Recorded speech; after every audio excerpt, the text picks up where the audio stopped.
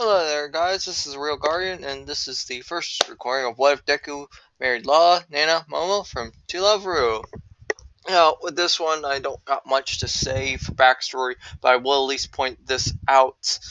I am a lot better. I actually have my voice back. I'm not as sick as much. I'm not sleeping as much, and my doctor told me just to take the last of the cold medicine, and I should be good. So that's great news. But I will be gone for a week, and I'll kind of explain a tiny bit what's going on in a video that's coming out tomorrow, but other than that, that's about it. Finally, all I really need to point out is that they're all going to be the same age, and yes, they're still going to be aliens, but their other half will be an Earthling, and that Deku's dad is a hero in this one. He's currently in the number 20th hero, and Inko has actually a light illusion mind manipulation quirk instead of her minor telekinesis quirk or whatever that was in the original. Now, that being said, I'm going to try my best to read the rest of this slow instead of being talking fast. And I'm sorry if you pick up my dog. He's having a dream right next to me. Okay, now that being said, I'm going to get started. Izuku was at a playground while Katsuki was trying to blow him up, since he had already gotten his quirk at this point. Not Izuku, though. But Izuku, being the resourceful kid he was, quickly pulled out a small gun he had and shot it at Katsuki as a plume of smoke hit him. As Katsuki blowed it away, to see Izuku was not there. Izuku had actually already snuck up behind him and quickly grabbed both of his hands, and then he flipped him over on his back, making Katsuki groan pretty loudly. Izuku saying, "Katsuki, just because I'm young and I don't got my quirk does not mean you get to bully me. Plus, my dad's the number 20 hero. So that being said, he's already taught me how to defend myself. So that's not going to especially work. Plus, with all the tech I have, constantly just getting up screaming, just because your dad's number 20 hero does not mean you're going to get a good quirk. It's probably going to suck. And since it's summer break and you're already 4, you better hope it happens soon for you," as he bolts away from Izuku. Izuku would just sigh, thinking, Katsuki really. Ugh. He knows he's been through this so much lately, he's just getting annoyed by it at this point. After shaking that all off, he is about to put away the gun when he hears a scream, saying, "Wait!" Looking behind him to see a girl with long pink hair and green eyes. Plus, she has a tail. Okay, is that part of her quirk? Zuko thought, as he tilted his head a bit, with her stopping right in front of him, and her tail wagging like a dog, which made him chuckle. Asking him, "You made that, right? Can I see it?" Zuko saying, "Okay," handing it over to her. Sorry. Handing it over to her. Once she held it, her eyes lighted up, saying, "This is so cool, and you can tell you're really kind. How do you take care of it?" She handed it back to him, saying, "My name is Lala Deviluke. What's yours?" He responded with, "Oh, my name is Izuku Midoriya. It's nice to meet you, Lala. So are you new to Japan?" They're responding with, "Yep, I am. See, my mom came from here. And since me and my sisters got our quirks recently, we thought we'd visit it." Izuku nodding his head, asking, "So what is your quirk, Lala?" Saying with pride as she pounded her chest, "My quirk is the ability to control and make technology with my mind. It's called Tech Queen." And she gives a smile with a peace sign. Izuku chuckled a little bit and then saying, "That's really cool. So do you want to play or talk about inventions? Do you want to get to know her?" Her response was, "Why not both?" They then spent the whole day playing and talking about things they built, but like all good things, it had to come to an end, as Izuku and Lon going their separate ways. Lon getting home using one of her inventions, as she landed on the roof of a small penthouse. But when she did this, someone bolted out to the roof doors, this being this guy, His name is, I think, if I'm pronouncing it right at all, is Sexton? Sexton? Ugh. He's freaking out, saying, "What were you doing, Law? You've been gone almost all day." Without responding with, "Well, I ran into someone really cool," causing Zaxton to freak out more and more, finally saying, "But my princess, we are not sure how completely safe this planet is. After all, there are villains here, and it's very obvious they have their own form of heroes." Well, I was saying, "I know, but when I saw this cool invention, I had to go look at it." With her bopping her own head and giving a goofy smile. Sexton saying, "Okay," as he groans, then screaming very loudly, "But don't do that again, alright?" All nodding her head, saying, "Yes, I will not do it," as she devilishly crosses her fingers. Walking down into the penthouse, getting to their shared room to see her sisters, Momo and Nana. They have all the same pink hair. Nana has it in pigtails, and Momo's hair is shorter than Lala's. But they have purple eyes. They run up and say, "Sis, where were you?" With Lala just laughing, saying, "I was having fun with this kid. His name was, what was it? Oh, come on, it's on the tip of my tongue. Oh, I know. Yeah, it was Izuku. Thinking of, I think he's a great inventor like me. Some of the stuff he showed me was pretty cool. So I plan to see him again. Do you want to come with me?" She gives him a devilish smile. They both give her one back. Zuko's falling back home, logging in to see his mom cooking, yelling out, "I'm home," with Inko answering back, "Welcome home, dear." Zuko entered to see his dad sleeping on the couch. One of Zuko's inventions on the table. Zuko was actually pretty happy seeing it. Then I asked, "So did it work for Dad?" Inko smiled, saying, "Yep, helped him stop a whole group of villains." It was Axe who made it, but told him it was a secret. Zuko grinning. He had recently made what he called the Captured Dimension Box, as it looked like a small cube. But when it opens, it actually takes a person into a temporary dimensional space Zuko created. Also has a really cool design to ensure when it's released, they're completely knocked in a knocked out state, so no worries about them attacking him. Zuko decided to walk up to his dad, noticing he was still passed out. So he just quickly grabbed his cube off the table, pulling out his wrist with a small wristband on it.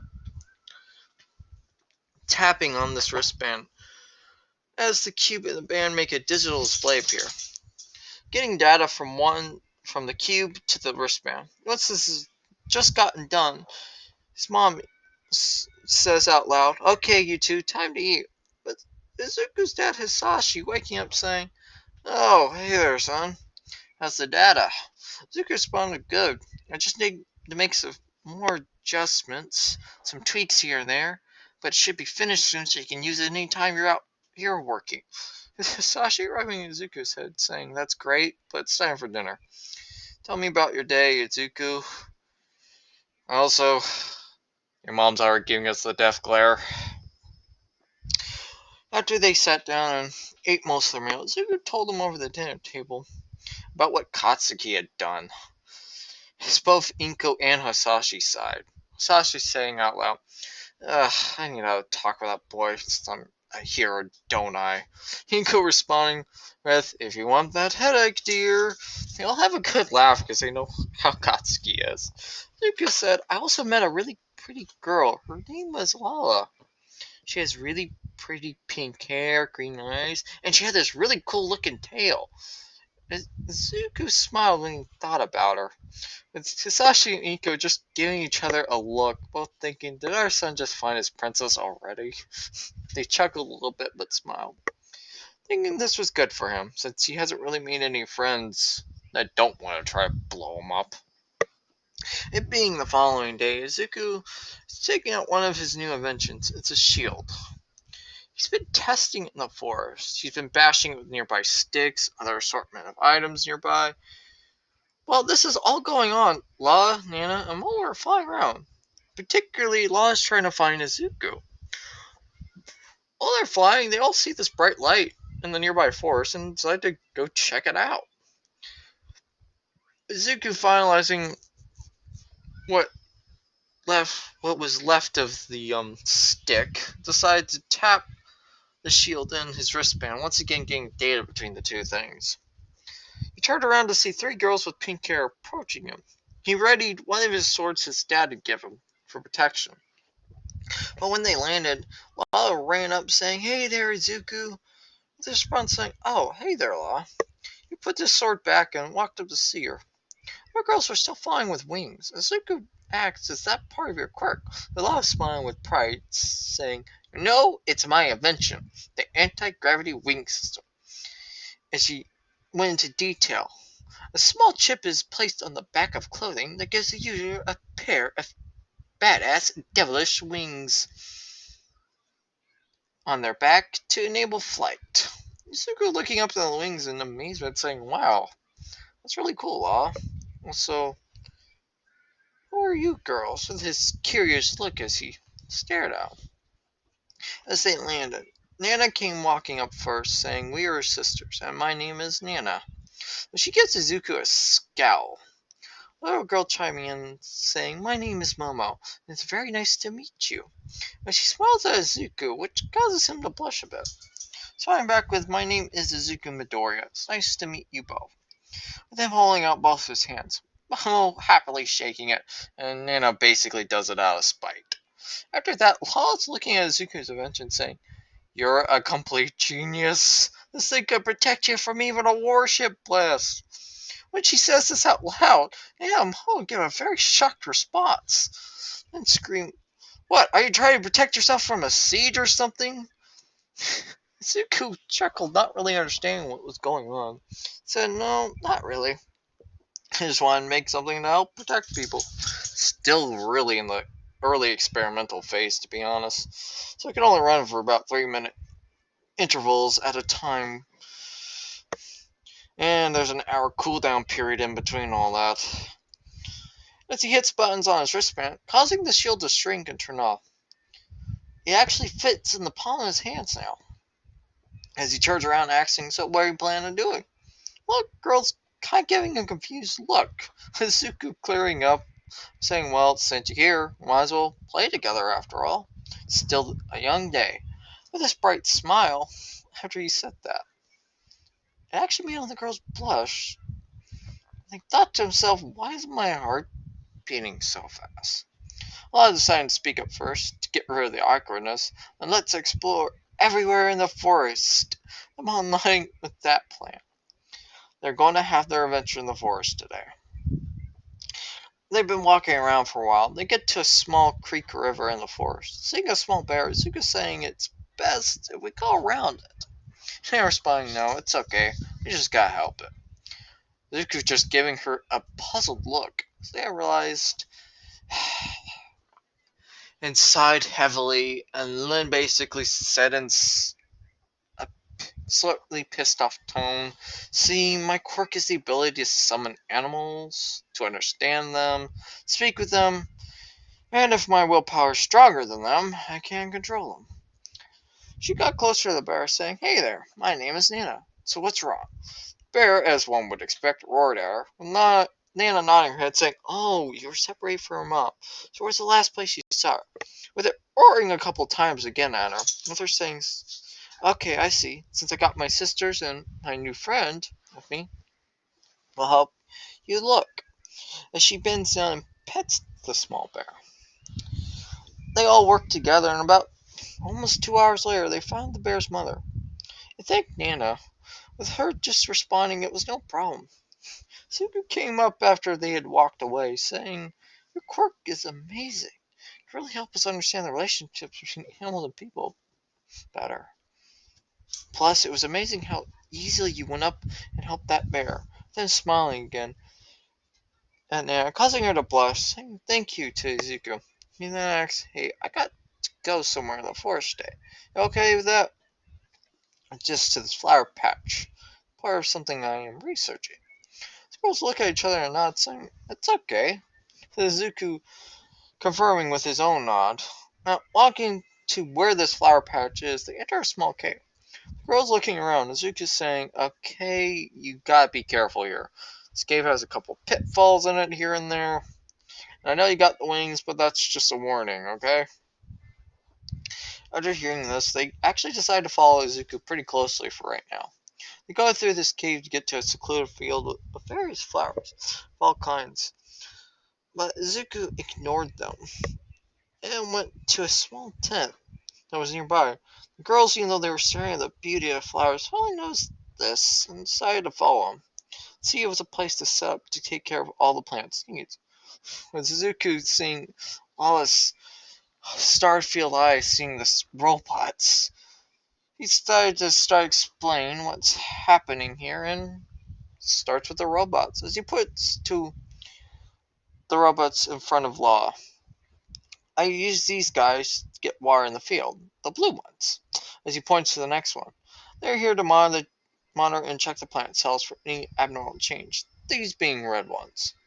Finally, depending on the manure and other needs, I'm testing these will help that. They have a brown color. But since everything's automated here, I don't really need to worry about it. Unless I get a warning on the computer or my wristband. Though these flowers are special, with him ushering them to follow him. They go into a special spot in the tent with a very unique flower. As you saying, these flowers I'm designing myself. With all the girls seeing a pink rose with blue and green hues all around. But it would turn red with blue and yellow hues, plus very other colors, like a mood flower. Yotsuki is saying, I was trying to make a new rose. This is my effort so far with it. It's called the Moody Rose. It was clear the girls were impressed by it. And Momo especially saying, you're a very kind person, Izuku. He did blush a bit at that response, then said, I don't really know about that, but I try. Sorry. I was saying no, you are. The flowers say so. She's acting so that's your quirk then. I'm nodding her head, saying, yes, my quirk is the ability to create plants to control them. But like my sister, I can understand and talk to them. Momo walked up to grab Izuku's arm and whispered in his ears, and guys like you are my type. She then lightly kisses Izuku's cheek, which sadly almost breaks him mentally, but he recuperates his faculties and says, thank you for the compliment. Momo giggles, thinking, I will like teasing him. Walks back to her sister-in-law, who's still amazed with all of Izuku's machines. Though she's trying to figure out what the heck he did to make them. Suzuki just sighs, taking care of the plants, not knowing how to deal with all this. Now that they're going back through the cave, as Law was goofing off with Nana, they're jumping around, kicking rocks, just being wild kids. Mao was actually staying behind with Izuku, asking about the experiment. He explained he had to do with this. It had to do with this idea to make a very certain flower. He almost has it finished. She asks if it's the Moody Rose. Izuku nodding. But as he looked back, he noticed what was about to happen. Izuku jumping forward very quickly, with Law slipping on a rock. She was falling down to a nearby pitfall. Izuku grabbed her and pulled out a small grappling hook he had on his belt and fired it at the ceiling, getting pulled up while holding on to Law. Then Momo ran up to them, worried about him, but Izuku said they're okay. He lowered them down, and then, just to be safe, he did make sure Law was okay, asking her, are you okay? Just remember there's pitfall here. That's why I made this my research site, to be honest. Well, just saying, she's okay, but I have a question. How did you set this up? Zuko said, oh, my dad came here with me to the forest one day, and he had to find this place, so I asked him if it was okay to do my flower research here. I was going to do. He gave me permission, so there's cameras all around to monitor not just the plants, but me, just in case. As he gives her a happy smile, while making blush appear on her face, just seeing that smile. Realizing it was afternoon, as the third girl said, we have to get back home, but Slavery went back where we first met, right? Zuko nodded, saying, yes, it would be. It's probably the safest spot to do it from, since you won't have to worry about trees as you're flying. After they get there, they had all said goodbye to each other, but just as La, Nana, and Momo were about to fly off, a very loud bang could be heard, with a massive villain appearing before them. He was a towering giant, at least 7 feet tall. He stared at them, licking his lips, saying, "Oh, some delicious looking brats." This caused Momo, Nana, and Lala to freeze with fear. Zuko quickly pressing a button in his pocket. It was connected to his dad, so right now he knows Izuku needs help. And since it's designed to locate him at any point in the world, he knows he's going to be safe. The villain got closer and saying, "Oh, I know you. You're his brat." He winded up his fist and smacked Izuku towards the tree line with the girl screaming. Izuku out loud. The villain dashed forward, grabbing Izuku and slamming him to the ground. It made Izuku feel broken completely already. The villain flung Izuku towards the girls. With his response, the wicked smile. "Now, it's your turn." As he walks up towards them. But Izuku pushes the button as he flings the very shield he brought with him at him. Just as the villain was about to hammer down his fist, the shield appeared. So the impact made him reel backwards, with him just running up the shield and bashing it over and over again, with him getting more and more angrier.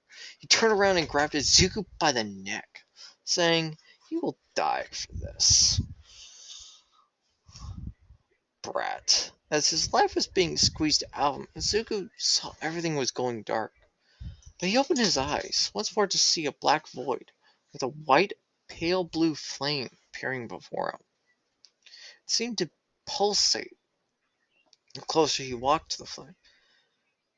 But then all of a sudden it consumed him, while it engulfed him. He was not being burned, as if power was being given to him. As he heard these words, "Our king, what do you desire from us?" The demon beast like the one in the thumbnail appearing.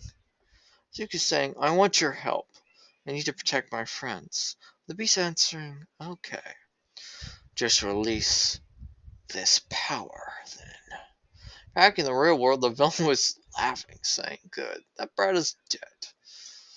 But just as he was about to drop him, his hand burst into flames, and the sudden pain caused him to scream out and drop Izuku anyways on the ground. As Izuku was coughing and wheezing, yet he felt like all his injuries were being healed. Izuku quickly pulled out the sword his dad had given him, channeling the fire through it as he slashed at the villain's chest. It quickly burst into flames as he ripped off what was left of his chest clothing and tried not to scream.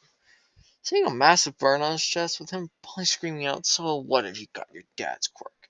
You're still a brat." Winding up his fist, but Izuku just saying the only one word, "Azarath." As a massive 10-foot dragon appeared behind the villain, grabbing him and lifting him in the air. Zuko started to grow horns and wings, and giving him the order, "Hold him still." As he walks up to the villain and smiles like a monster possessed, with this great devilish grin all over his face. With Zuko saying, "Now face your demons," with this demonic glare in his eyes flashing. Back to the villain, during all this, started to scream wildly and thrash around an Azarath's tail until he passed out. Ash was just tossing him aside. Izuku saying thank you to him. Finally, his dad showed up to see what Izuku looked like, and seeing that very particular dragon, saying out loud, "Great, he really did awaken that." But realizing what was about to happen, he dashed forward and catched Izuku, just as he passed out. Looking at the girls, he realized it was that shield invention Izuku had shown him earlier. He knew which button to press, so he hit it. So then he asked, "Are you three okay?" So they all nodded. Hisashi started saying, "Okay, that's good. Now, do you need help getting home?" They all nodded their heads no, saying they can get there themselves. And is Izuku okay? Hisashi saying, "Okay, I understand, but I do need to get Izuku to a hospital. And I think he's okay. He just passed out from awakening his quirk is all. So, what are your names? I'd like to know them really quickly." They all gave him his names. Now, Lala, Nana, and Momo are back at the penthouse, with Zas giving them a death glare, saying, "What were you doing today?" As he tapped his foot on the ground. Now, I'm about to respond, but a tiny man appeared. He had a coat on with his spiky black hair and a spiky tail in the form of a trident. With him smiling, speaking up, "Let me handle this." That Justin bowed and walked away. Now the tiny man's attention was towards the girls, asking, "So what happened?" I could tell something went wrong, especially with the state of your clothing. With him getting the whole explanation of what had happened. His response being, "So my daughters were saved by this Izuku boy. And from what he said, it seems he has a dangerous yet amazing quirk." Huh? With a devilish grin coming over his face, with the three girls going into pleading poses, saying, "Please don't attack the earth or punish him. It's our fault. We'll go back quietly if we have to." Now this shocked the small man, especially since he was their father. But he decided to ask this. "So you think I will punish the boy? So you want to protect the boy to get out of my wrath? And this whole world?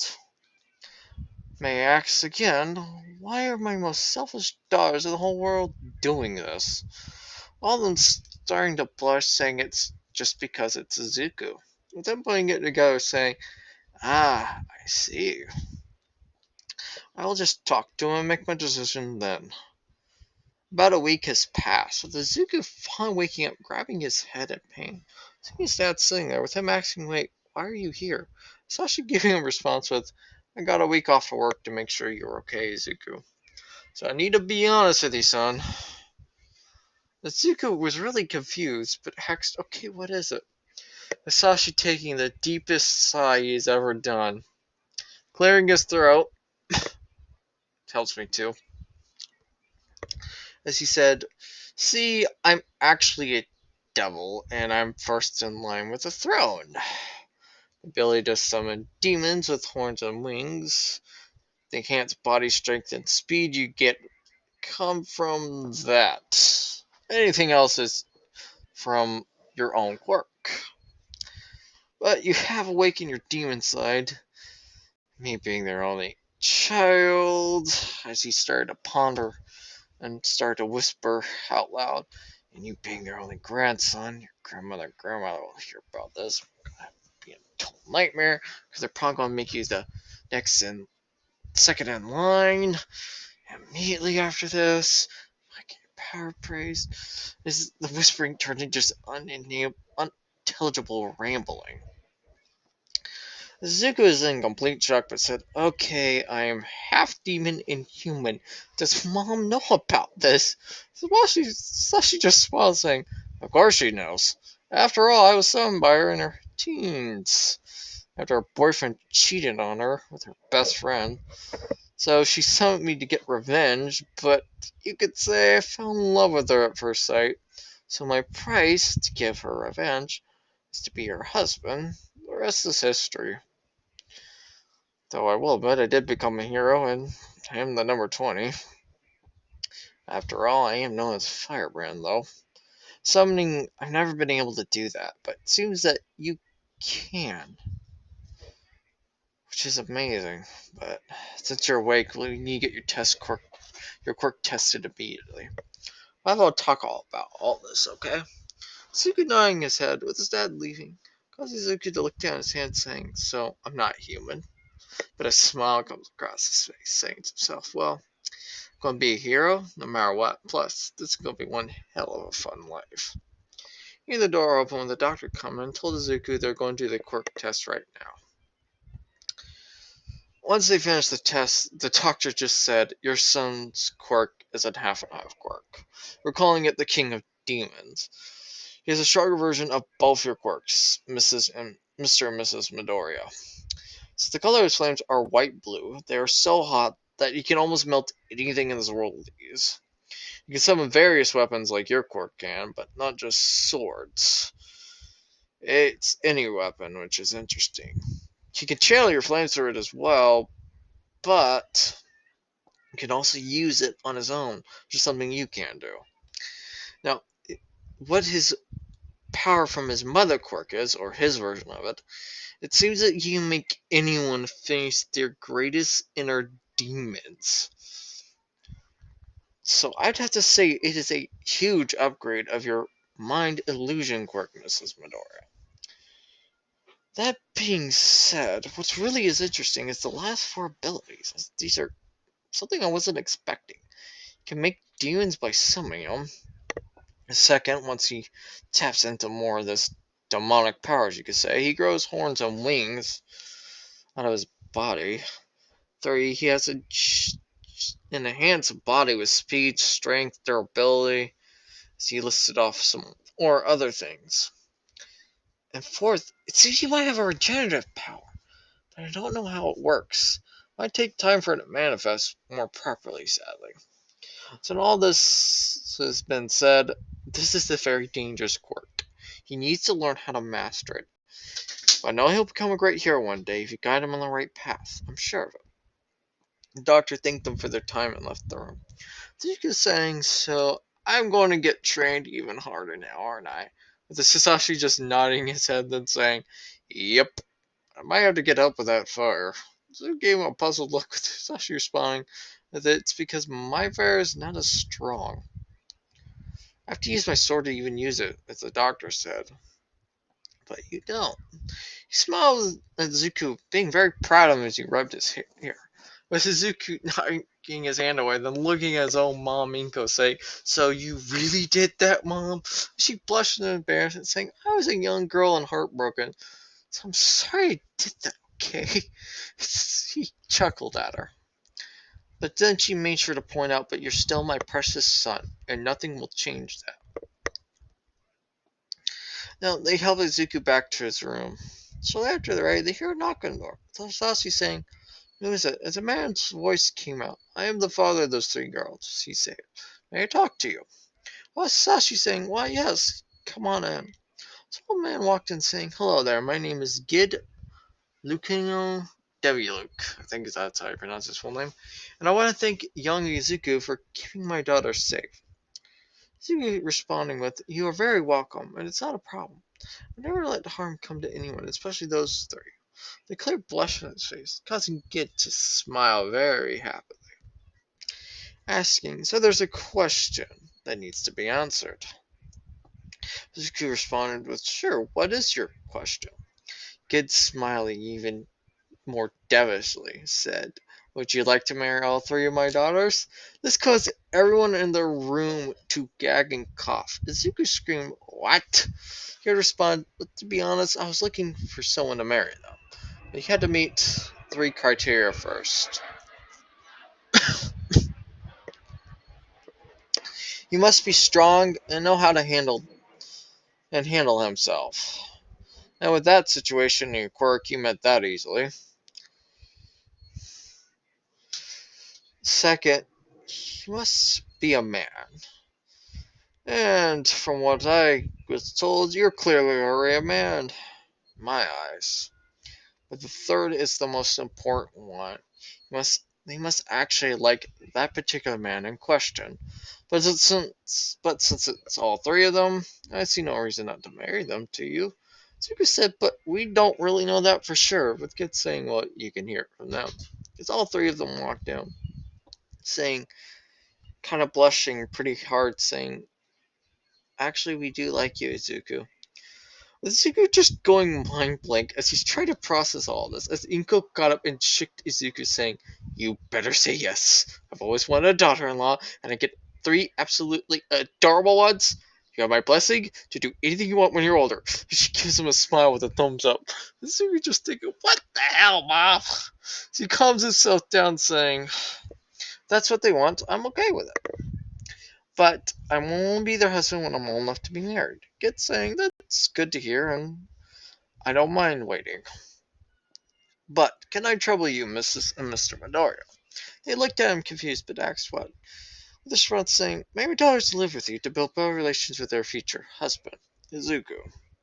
Don't worry, I will give you money to help with the living situation. If anything happens, their bodyguards can be contacted to help at any time. Since I need to go back to our home country for a while. Izuku's parents saying that's no problem, we have more than enough room to do that. Izuku even remembering, oh yeah, we do live in that small mansion. It's also why Katsuki bullies me so much. I think he's jealous of that. As he sighs. After all that, they finish arranging everything with Git saying this will all be happening in about 2 days after Izuku gets out of the hospital. But during all this, Sashi was wondering about that regenerative. If he has that, oh god, my own mother's going to treat him like he's. Oh god, no. While this was all going on, a man sitting on a blood-red skull throne, the yellow-looking woman by his side, were speaking to a dragon. Then saying so, Azrael, he is awakened to his heritage. The demonic dragon nodding his head. The man and woman simply smiled, saying, well, it's finally time for us to meet our grandson then. With that, I am finally done reading the script. I am tired again. I need to do some stuff around the house, and I'm going back to sleep. Because that's what the pills do to me. You guys have a good day. This is the Real Guardian signing off.